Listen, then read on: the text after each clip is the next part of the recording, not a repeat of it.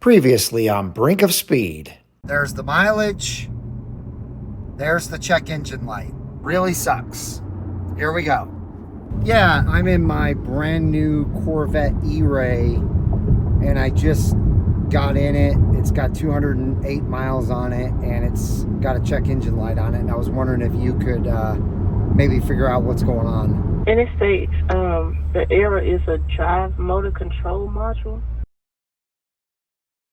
Hello everyone and welcome back to Brink of Speed. Today I'm taking my brand new 2024 E-Ray in for a CML. That's right, you heard me correctly. Not a CEL, a CML. Check motor light. Yeah, it really is a check engine light, but because it has to do with the front motor, which by the way, if you haven't seen my last video on that, click up in one of these corners. It'll be up there right now. Hit pause on this video, watch that one. It'll get you all caught up and up to date, and then watch this one. But if you're all up to date, then you know that I had a check engine light come on, and with only about 208 miles on the car, I've got 311 right now. OnStar told me to take it in within 7 days. I'm finally getting it into Classic Chevrolet, and Joe up there thinks that they'll probably be able to get this solved pretty quickly as long as it is just a loose connection or loose wire. So that's what I'm doing. I'm taking it in. It has to do with the front motor module and a loose connection most likely, which is supposedly going to cause my electric motor not to work sometimes. But for the last 100 miles, it's worked every time I've used it. Or every time I put my foot into it, it's working. It's also working on deceleration. So everything seems to be working fine. But needless to say, I'm taking it in. I will give you guys an update as soon as I know what actually is the problem and how they fix it. And that's how it'll all go. If you find this video helpful, give it a big thumbs up. And let's get going to Classic Chevrolet. Getting ready to pull my car into Classic Chevrolet. Here at Classic, we'll just have to see what they tell me is wrong and how long it'll take to fix it. Hopefully it'll be a very quick fix though. Alright, so you guys know that my E-Ray had a check engine light or check motor light. Since this is a hybrid, it's technically a check motor light. Anyway, I took it to Classic Chevrolet, and I was hoping that the gentleman on my last video was correct and I was having the same exact issue that he had, which was just a loose connection, which by the way, Keith at Corvette World thought it could be. He said it could be more major than that, or it could be something very simple as that. However, when I took it in, it took them a few days to figure out what was going on. Once they figured out what was going on, they figured out that it was actually a major issue. I mean, compared to just something as easy as plugging a cable back in that had maybe come loose. So what they figured out, that it is a drive motor clutch actuator that has gone out in 208 miles. 208 miles. So I'm just giving you guys a quick update. This is all one video, obviously. You guys will see me here soon picking the car up. I mean, as soon as it's done. Luckily, the parts were available. They ordered them. They got them yesterday and they started fixing it. So I'm not sure how long it'll take. I'm actually hoping that they'll call me today and say, your car's ready to pick up. That would be awesome. And then I can give you guys even more information. But in the meantime, let me know in the comments below if this has happened to your E-Ray. I doubt it has, especially because, like I said, mine is number 496. So that's it for now. Next time you guys see me, I will be on my way or already at the dealership picking my car up. All right, guys, my car is finished. I'm headed to Classic Chevrolet to pick it up. So let's go. All right, I'm here. I'm gonna go in and see if my Corvette is all ready to go. I think it is, though. All right, guys, so I have Hayden here from Classic Chevrolet. He's the mechanic that worked on my E-Ray, and I'm gonna ask him a few questions. So Hayden, for those of us that don't understand what a drive motor clutch actuator is, can you explain that to us? So in the front of the vehicle is the electric drive unit, and that actuator is on the side of the drive unit. Basically, when the that electric motor engages and disengages, that actuator is what engages the differential and disengages the differential internal in the drive unit. So the actuator just goes back and forth, engages, disengages. That way it's not constantly spinning all of the gears inside the electric motor when it's not in use. All right. Save on wear and tear. So what all went into actually having to replace that unit? So the front subframe has the drive unit attached to it. And you take that subframe, you kind of drop one side a little bit, put some pole jacks on there, and then you take apart some of the suspension on the driver front. Gives you a little bit of access so you can get the 4 bolts that hold that actuator out. You have to take out the steering gear. Wow. So it's buried in there, and it's pretty tight in there. So you just drop the subframe, take out the steering gear. You can get access to those bolts, put it back in, realign it, and it's good to go. And how many hours does this take to do?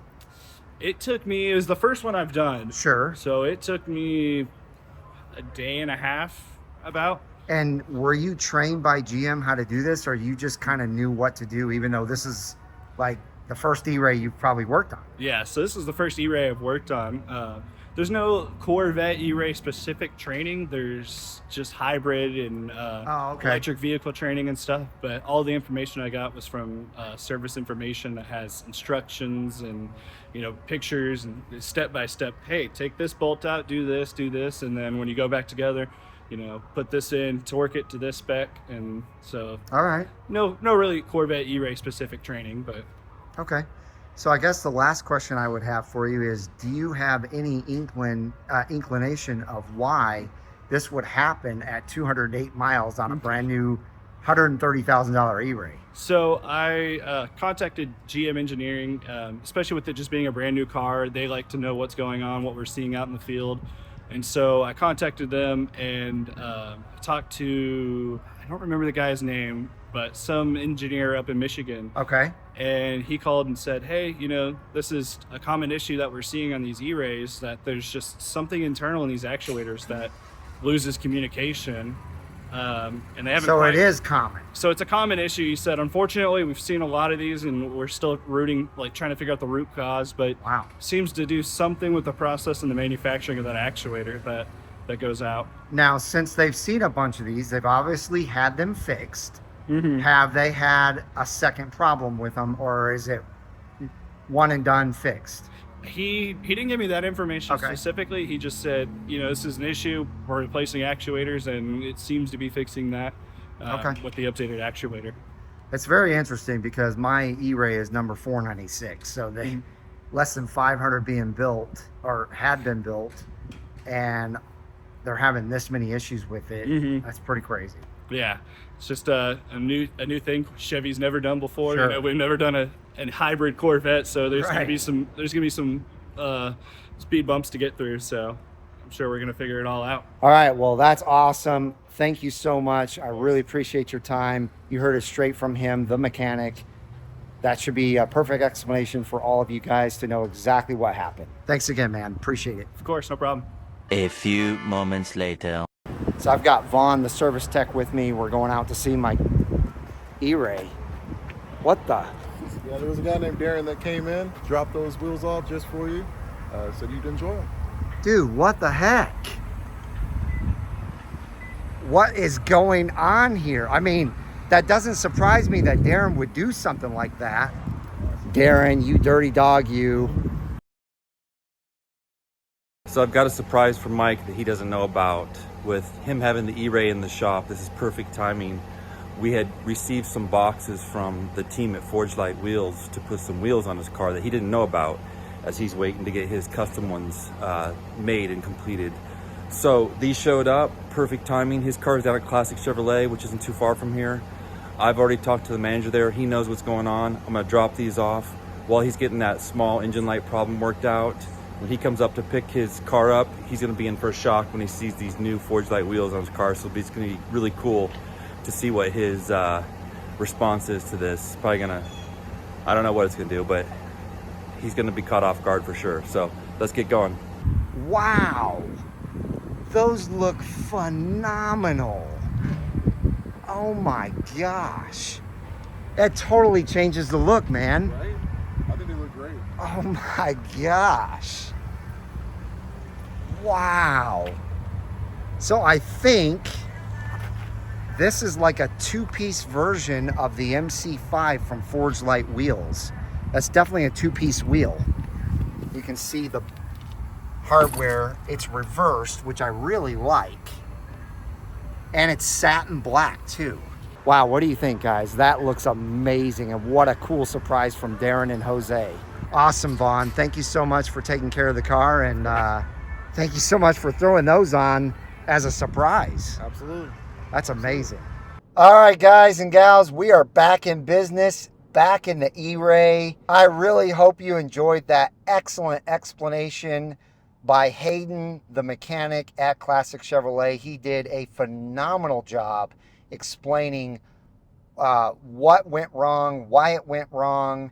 You know, if this is a common thing with the E-Ray, it certainly is, it seems like, and how he had to fix it, how long it took him to fix it, a whole day and a half. Wow.